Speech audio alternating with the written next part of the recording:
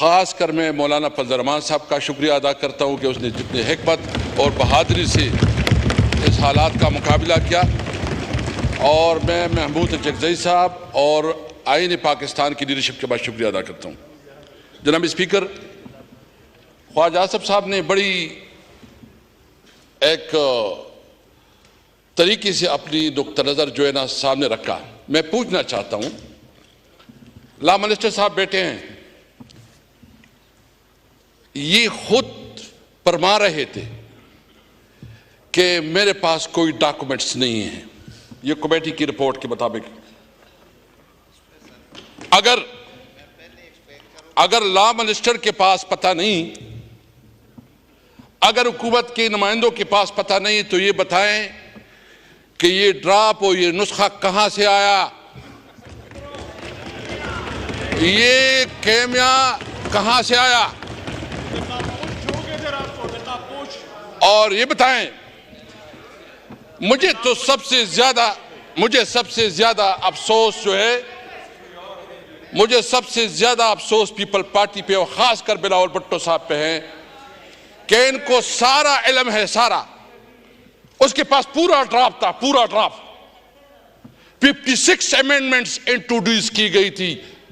ये बताएं कि क्या आर्टिकल 8 और आर्टिकल 191 आर्टिकल 99 इसमें इन्होंने जो अमेंडमेंट्स है उसको प्रपोज नहीं किया था, वो इनके साथ भी शेयर नहीं है।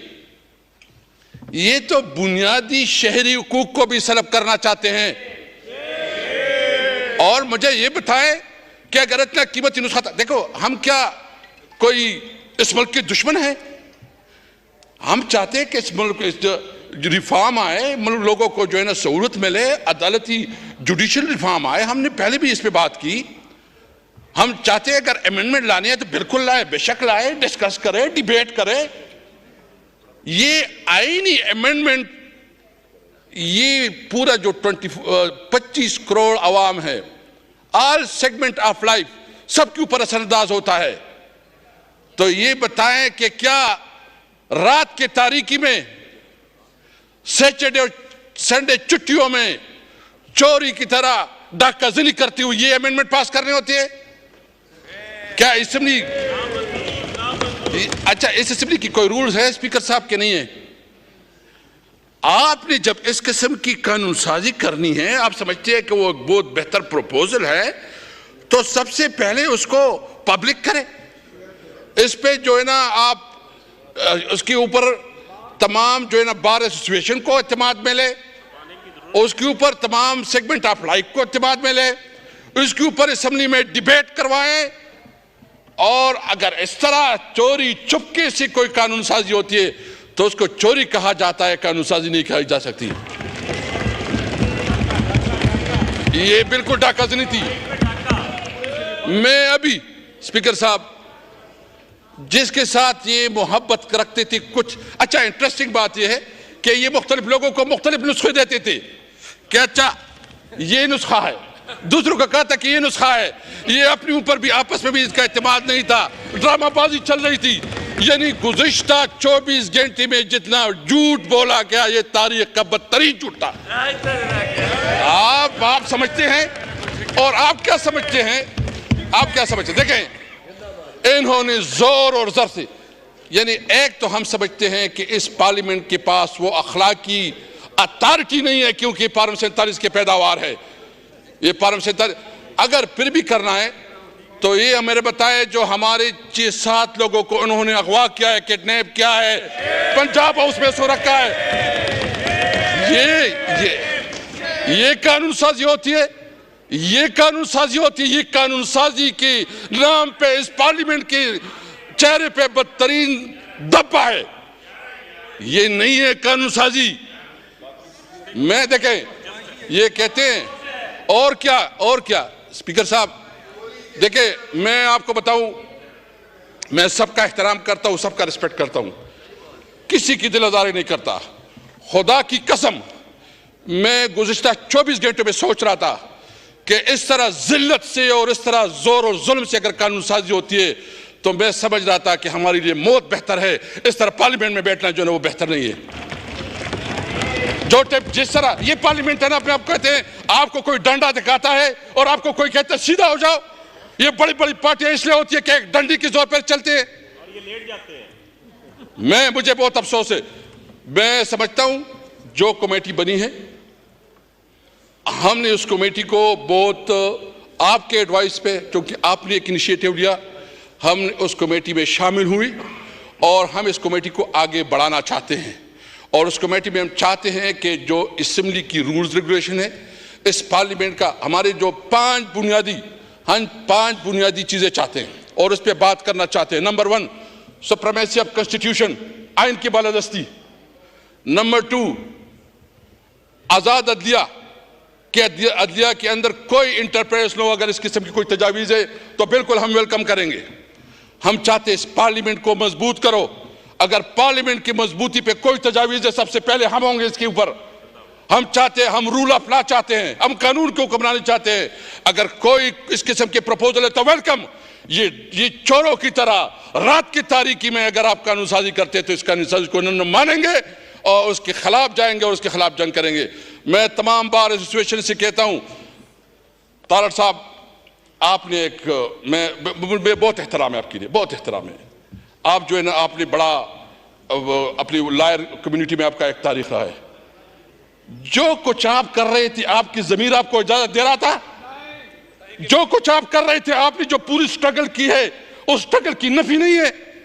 आप तो जो वकला की तहरीकें हैं, मैं सबसे रिक्वेस्ट करूंगा कि अदलिया के ऊपर वार हो रही है, अदलिया को अंडरमाइन किया जा रहा है। पार्लियामेंट को, मेरे ख्याल में पार्लियामेंट अपनी वक्त खो चुकी है। पार्लियामेंट की वो वक्त नहीं रही जो पार्लियामेंट की होनी चाहिए थी। अभी जरूरत है कि असेंबली होगी और आवाम में असेंबली होगी। अब मुजाहिमत करेंगे अगर कोई इस किस्म की कानून साजी लाते हैं। अगर कोई समझता है तो उसकी गलत फहमी है। हम लड़ेंगे फिर रास्तों में, हम अदालत में, हम हर जगह लड़ाई करेंगे। याद रखे, वल्लाह वल्लाह वल्लाह, अल्लाह हाजिर नाजिर, किसी तौर पर आपकी दोस्त और धमकी में नहीं आएंगे।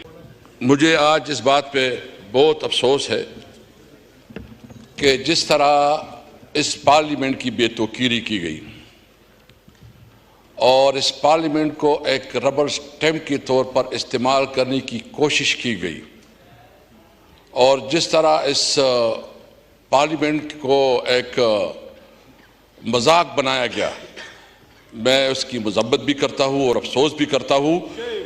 और मैं इस हवाले से अपने पीटीआई के तमाम जो हमारे MNAs हैं, इनकी बहादुरी, इनकी जुर्रत को सलाम करता हूँ। ख़ास कर मैं मौलाना फजल रहमान साहब का शुक्रिया अदा करता हूँ कि उसने जितनी हिकमत और बहादुरी से इस हालात का मुकाबला किया। और मैं महमूद जगज़ई साहब और आईन पाकिस्तान की लीडरशिप के बाद शुक्रिया अदा करता हूँ। जनाब स्पीकर, ख्वाजा आसफ साहब ने बड़ी एक तरीके से अपनी नुक्ता नज़र जो है ना सामने रखा। मैं पूछना चाहता हूँ, लॉ मिनिस्टर साहब बैठे हैं, ये खुद फरमा रहे थे कि मेरे पास कोई डॉक्यूमेंट्स नहीं है। ये कमेटी की रिपोर्ट के मुताबिक अगर लॉ मिनिस्टर के पास पता नहीं,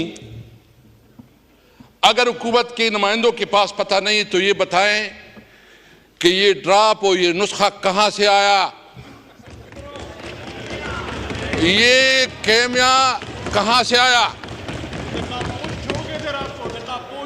और ये बताएं, मुझे सबसे ज्यादा अफसोस जो है, मुझे सबसे ज्यादा अफसोस पीपल पार्टी पे और खासकर बिलावल भुट्टो साहब पे है कि इनको सारा इल्म है, सारा, उसके पास पूरा ड्राफ्ट था, पूरा ड्राफ्ट। 56 अमेंडमेंट्स इंट्रोड्यूस की गई थी।